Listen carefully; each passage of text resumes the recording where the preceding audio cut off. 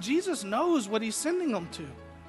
He's not sending these boys into soft, cushy preaching engagements where they're going to be welcomed with open arms and get big honorariums when they're done.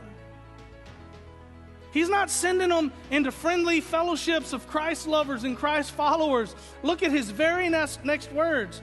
He says, now go.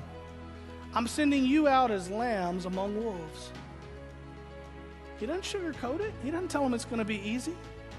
I love the way one commentator put this. He gets right to the heart of it. He says, while specific training in evangelism and apologetics is helpful, the lack of it is no excuse for believers from the very moment of their conversion not to bring to other sinners the gospel of truth that they themselves have believed. In other words, if you know Jesus, you know enough. If you have called and confessed and believed in Jesus as your Lord and Savior, then God is saying go, so quit saying whoa. There's a great illustration of this in Luke chapter 8, verse 38, where Jesus and his disciples, they cross over to the other side of the Sea of Galilee, and he rescues there a demon-possessed man, way off over in enemy territory, Gentile territory. You might remember this one because it's where the demons, when they exit the man, they go into the pigs, they jump off the cliff, they drown in the water. The people in the town ought to be thrilled, but they're unhappy because they lost all their pigs. A little upset about that. So they're trying to run Jesus off. And this man that he has saved from these demons is urgently begging Jesus to let him get in the boat and go with him. He wants to follow Jesus, and that's admirable.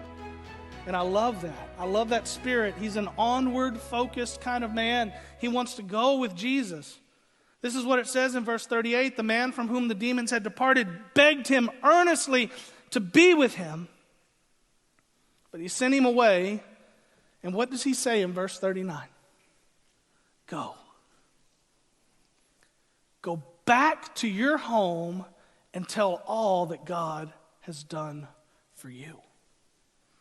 And then the text says, and he went off proclaiming throughout the town how much Jesus had done for him. Jesus essentially says, if you know me and you know enough to be saved, then you know enough to be a missionary. Go and tell what God has done for you. Go and tell them about it. What if we just all went out and told people what God had done for us? Instead of telling each other what God's doing for us, what if we went into our workplaces and told lost people what God's doing for us? What if we went into our schools and told people what God's doing for us? I mean, I love it that we tell each other, that's good, but we're supposed to be going and telling the world what God has done for us.